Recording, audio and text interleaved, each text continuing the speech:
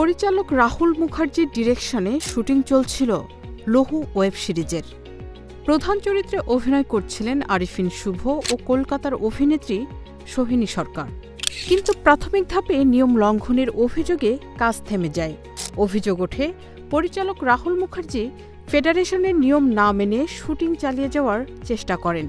এর জেরে Tollywood directors federation থেকে তাকে বহিষ্কারও করা হয়। এই ঘটনাকে কেন্দ্র করে টলিউডে চাঞ্চল্য ছড়ায়। মাঝপথে নির্মাণ থেমে যায়। তবে দীর্ঘ জটিলতা শেষে সমাধান হয়েছে সব দ্বন্দ্বের। ফের শুরু হচ্ছে ওয়েব সিরিজটির শুটিং।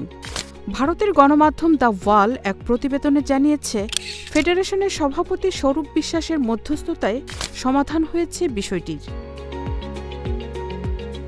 পুনরায় পরিচালক রাহুল এবং ওটিটি প্ল্যাটফর্ম চরকির ভারতীয় কর্মকর্তা অনিন্দু ব্যানার্জি মিলে কাজ শুরু করেছেন নতুন উদ্দীপনায়। পরিচালক রাহুল মুখার্জি বলেন, স্বরূপদা না থাকলে এটি সম্ভব হতো না। তার সহযোগিতা ও নেতৃত্বের কারণেই নতুন করে কাজ শুরুর পথ খুলেছে।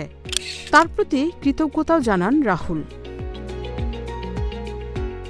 চরকির কর্মকর্তা অনিন্দু ব্যানার্জি বলেন, আমাদের দিক থেকেও কিছু ভুল ছিল, যেগুলো স্বরূপদা সুন্দরভাবে সামলে দিয়েছেন।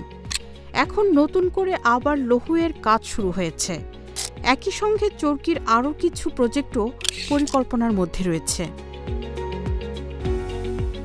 দীর্ঘ টানাপোড়েনের পর আবারও শুরু হচ্ছে বহুল আলোচিত web সিরিজটির shooting.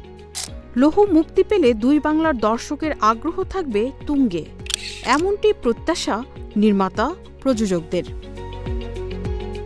Marufa Kamal, news desk, hello Bangla.